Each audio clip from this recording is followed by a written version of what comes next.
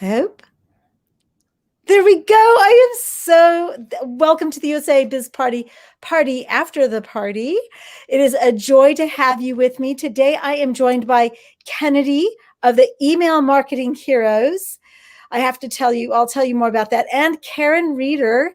Karen has started some book clubs and she's a writer. And we're so excited to have Karen joining us. First time. Thank you for joining, Karen and Kennedy. Kind of a history. Oh, and thank you for joining. So first of all, if you're here live, thank you. Please share this with your newsfeed, whether you're with me live on YouTube, Facebook, or you're on Twitter. Please share this because this is such an important topic. I was so excited with just the interest that we got on email marketing. And I don't know if you remember, Kennedy, but when I first put the tweet out, maybe you saw it or didn't see it. Somebody said email marketing is dead and should be buried shortly. Yeah, absolutely. Yes. And I knew you wouldn't take offense at that. So no, it's fun. I love controversy. Controversy starts conversation, right? So we're going to be talking about email marketing today. So Kennedy, tell the viewers a little bit more about you. You are the better looking half of Robin? I'm the talented, funny, better looking half. Yes, I don't really know what Rob does. No. Yeah, I mean, basically, there's two of us. We have a small business. There are how many of us? I think we're five of us now. It's like sort of slowly growing. But yeah, Rob and I are a two-person brand with fabulous staff who really do all the hard work in the background. And Rob and I we founded a brand called Email Marketing Heroes because honestly, we agree that email marketing, the way it's been done forever, I mean, it's not even just dying. It died a long time ago. That stuff doesn't work. And that's the reason that we are also sensitive with our unsubscribe finger. So, and we are on a mission to really help you to become the email marketing heroes. And that is of two things. First of all, email marketing hero of your business so you can make email marketing actually work for you. And secondly, we want to save the world from the spammy, terrible, underperforming email marketing. So that's why it's called Email Marketing Heroes. And also, obviously, because my business partner, Rob, has bright red hair. And I don't mean like natural red hair. I mean, he looks like Ronald McDonald kind of red hair. So we obviously look a bit wacky as well, which is because we have a background in the entertainment space. So that's what we do. We help people who've got small businesses to communicate with your audiences in a way that they want to hear from you and also builds a relationship so they want to buy from you. So you don't have to just spam them until they buy, die, or unsubscribe. Or unsubscribe, right? And Karen, share a little bit with our audience about you. Now, she was muted because she was concerned about her kids, but we are all parents, so we understand, and most of us are working from home, and I don't know if you can hear my kids in the background, except my kids are like in their 20s and 30s. So, but share a little bit about yourself, Karen. So I started a business called ReadGab last year. It's for virtual book clubs. I started it with the intention for children. I have an 11-year-old autistic son, and he was really having a hard time connecting. And so I had the idea to find ways to help people connect. And so I love to read, and I thought, why don't kids do book clubs? They have all these extracurriculars. Why don't kids do book clubs? And so I made a launch and was not a super successful launch. And so I'm revamping right now. And email marketing is one of the things that I was trying to look at is how to get people interested and then maintain their interest. Right. Love it. So my first advice to you, Karen, is to get into his email marketing group on Facebook because it really is a fun place. He does Kennedy does lives every day. I don't always get a chance to sit down and look at them, but so I need to get caught up. And but yeah, that would be one of my first things I would recommend is get in the Facebook group. Lots of good interaction and encouragement. So it's a great place to start.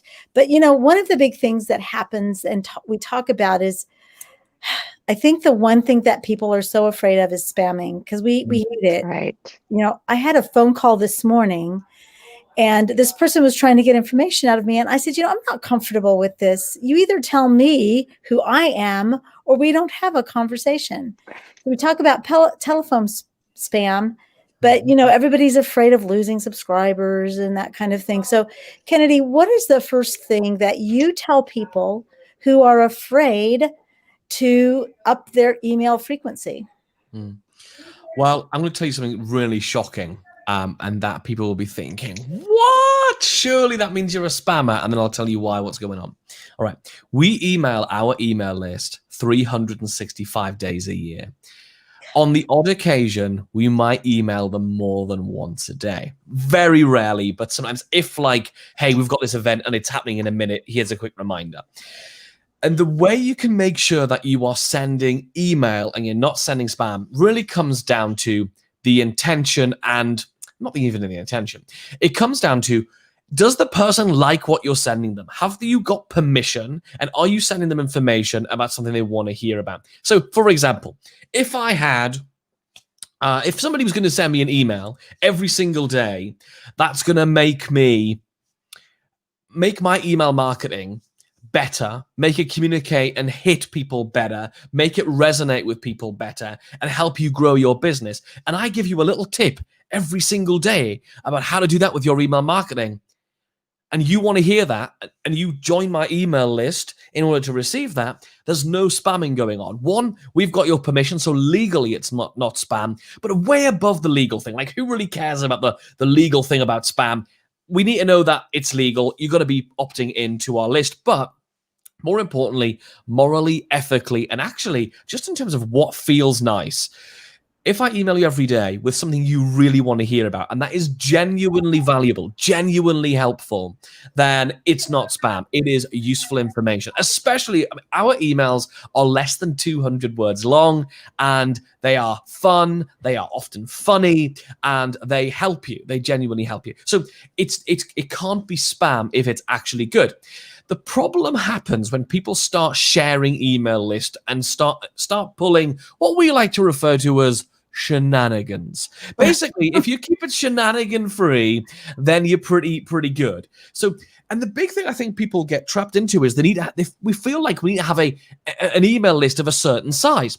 We've got members of our paid community, which we call the League, who basically every month we have 2 group coaching calls, and every single call, Anna, you'll know this, people come on and they say, I've only got a small list. And then we're like, okay, what does that mean? And then we've had people saying, I've only got a small list of 75 people. We had somebody last week, 2 weeks ago, say, I've only got a small list. It's only 10,000 people. And we all think we've got a small list, right?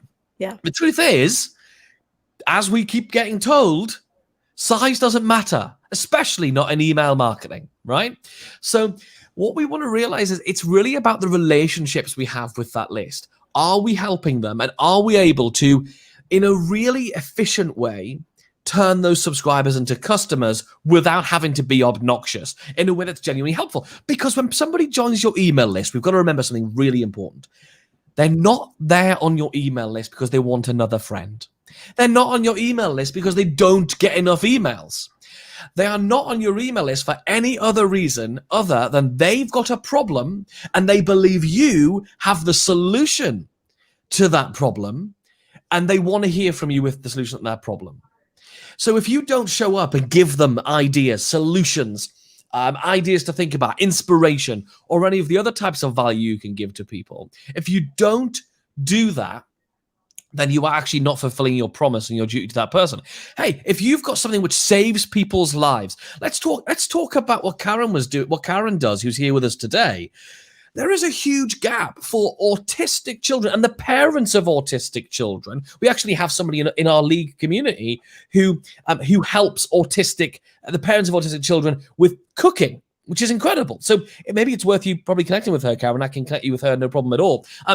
But what's really interesting is there is a need there. So if you don't show up and help these parents and help these children, then guess what? You're doing a disservice.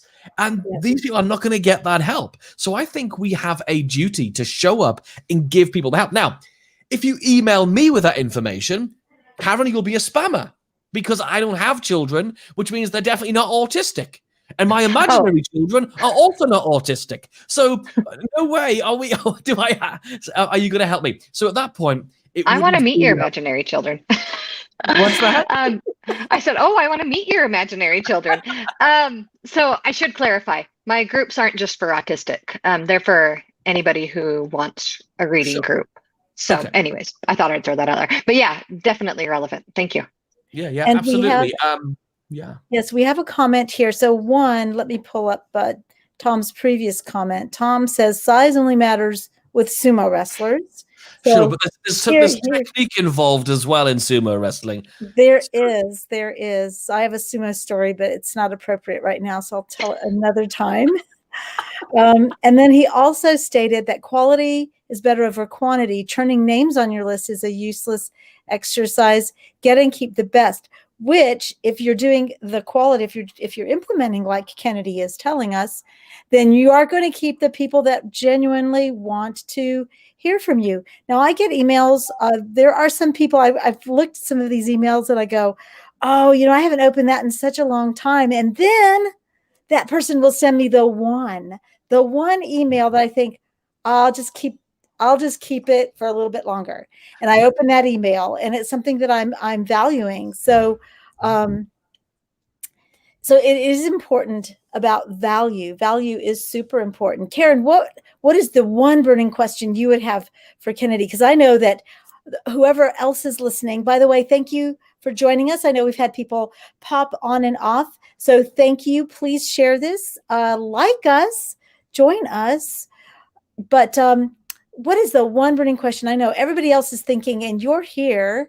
So what is one burning question you have that Kennedy can help you with?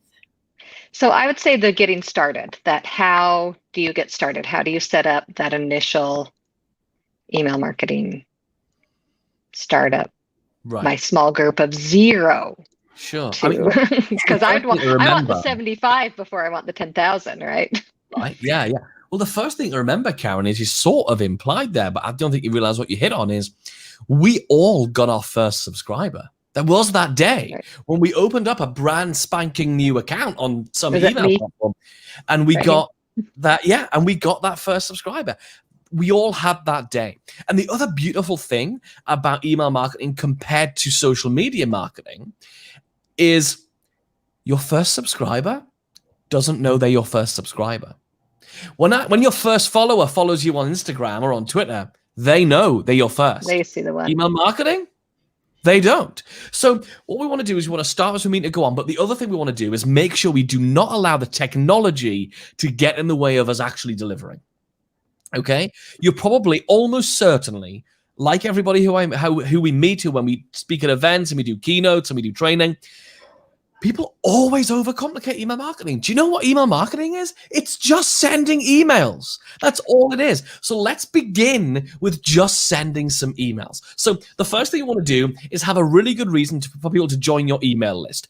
Now, I'll tell you now, we have a challenge that we're starting. We are opening the doors to register for it on Friday.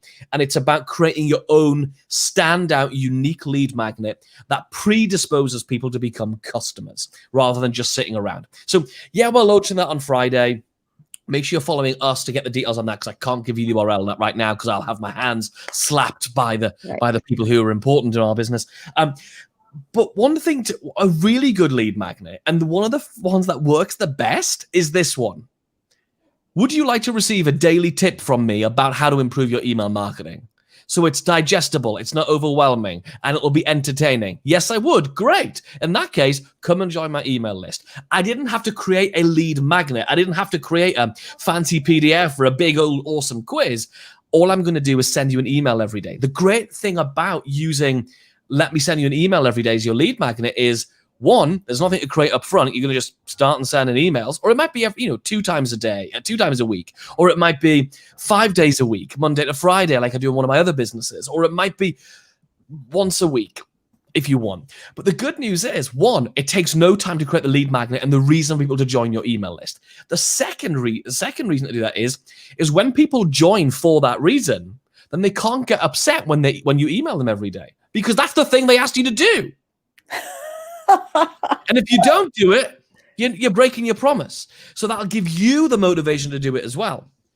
So that's the first bit. The second thing is make sure you've got a really good way of coming up with simple tricks to allow you to always email and never run out of ideas. That's really important as well. So, and that's the first thing. After you've done that, then you can look at automations. Then you can look at segmentation and any of these other words you might have heard of. But to begin with, start emailing people. And then the first automation, because I know that's the next question people always have. What's the first automatic bit I should set up? It should always be something that we call a getting to know you sequence. And that is basically the welcome to my email. It's called the getting to know you sequence. You probably saw during the Twitter chat there that I'm obsessed with musical theater. And the reason we call it the getting to know you sequence is there's a song from the musical The King and I called Getting to Know You. Getting to know you, getting to know all about you. You know, that song. And the reason it's called Getting to Know You sequence is because it's a 4-day sequence when someone first joins your email list. And it's the email sequence that everybody goes into where they get to know you. You get to lay out this is my expertise, this is my credibility, this is what to expect, this is how you can find out more about us, these are what our products are. And you get to know them. You get to ask them questions. You get to find out what stage they're at, what they want help with.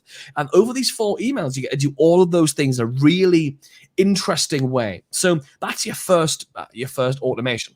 But really, to begin with, get some people on your list by saying, would you like some tips on how to start your own reading club or how to do whatever it is you do? And start sending them tips. Absolutely. And I was going to share something that I've found valuable, and I need to get more consistent in implementing it. But let me share this because this is a piece I got from Kennedy and Robin Kennedy. How do I say it? Robin Kennedy. But Kennedy likes to be first, so I'll say Kennedy and Rob today. Am I going to get in trouble today? Yeah. So as long as Rob's not watching. Yeah, he probably is. But let's see, is easiest with 2 monitors. Oh goodness, just share my screen, would you please? What are you trying to find? I'm trying to find the Story Vault.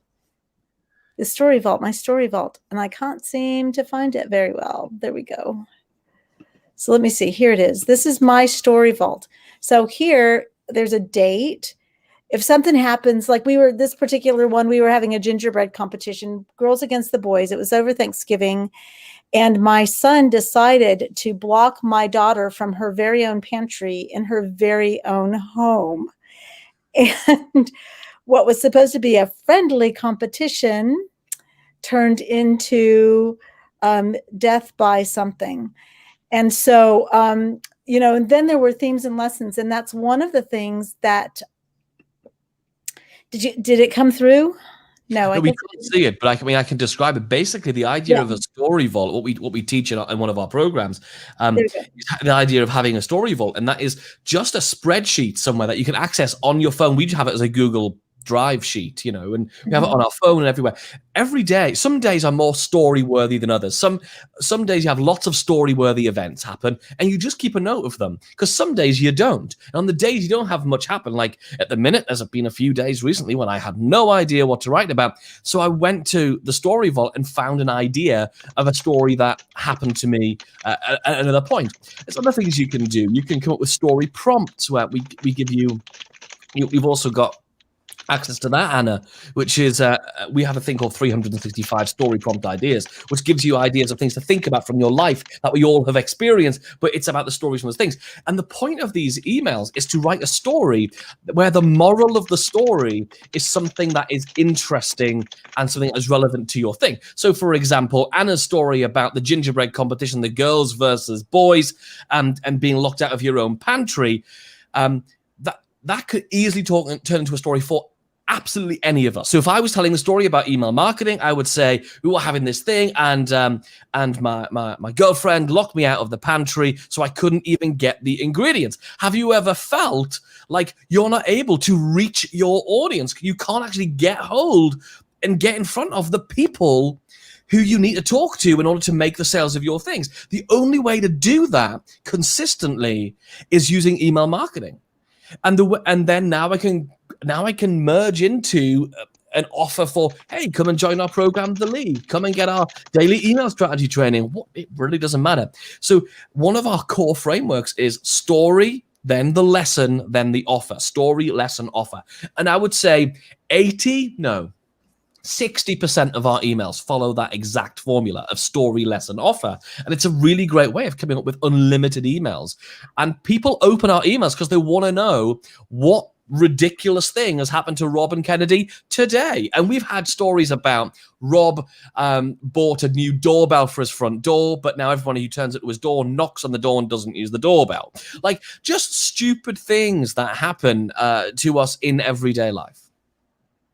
Yeah, I mean, I personally, I remember when I met Kennedy, I was on vacation and we moved forward with the meeting because something had happened and all kinds of stuff. Anyway, and I just found his personality and also the messaging about email marketing so compelling that I knew that we had to, one, bring him on, and two, now I can call him a friend because I probably direct message you at least once a week or something.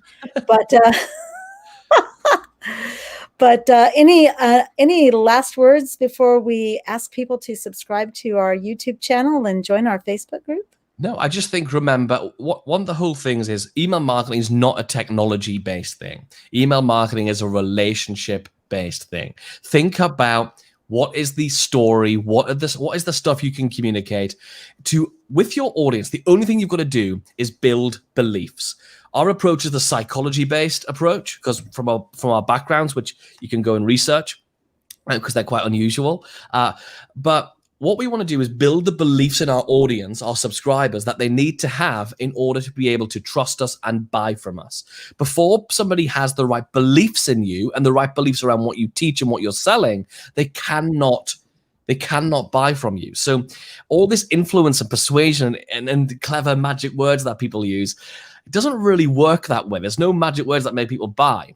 The thing that makes people buy from you is that you're able to connect with them, create an emotional connection with them, which stories allow you to do by default, and then build beliefs, which stories allow you to do by default. So if you just use stories, they actually achieve so many things without you having to actually learn all the nitty-gritty of how to influence, how to write, and all the stuff that I'm naturally not very good at. You're not. Oh my gosh. I'm surprised.